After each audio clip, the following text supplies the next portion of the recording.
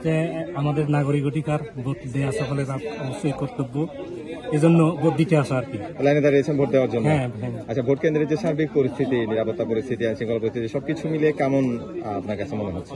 আসলে সকাল থেকে যা দেখা যাচ্ছে মোটামুটি তো এত খারাপ কিছু পরিলক্ষিত হয় নাই, মোটামুটি এখনো সুস্থই বলা যায় সেটাই। নবনির্বাচিত যে জনপ্রতিনিধি হবে আপনাদের ভোটাধিকারের মাধ্যমে, তার কাছে আপনার প্রত্যাশা কি?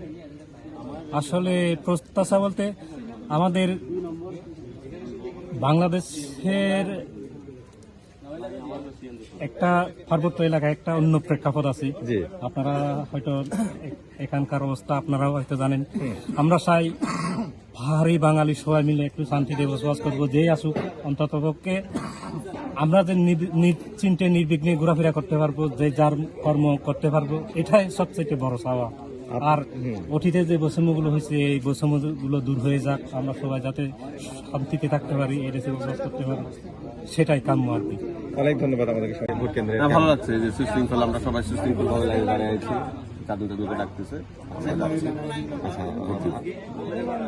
আচ্ছা, নির্বাচিত যে জনপ্রতিনিধি আসবে আপনাদের ভোটের মাধ্যমে, এই নির্বাচিত জনপ্রতিনিধির কাছে আপনার প্রত্যাশা কি? প্রত্যাশা একটা সুন্দর বাংলাদেশ, নতুন বাংলাদেশ, যেখানে আমাদের সকল একটা নতুনত্ব নিয়ে আসুক, আমাদের নতুন বাংলাদেশকে আরো সমৃদ্ধ করুক, সমৃদ্ধশালী বাংলাদেশ হোক, এই প্রত্যাশাটাই সবসময় রাখি, যেই আসুক।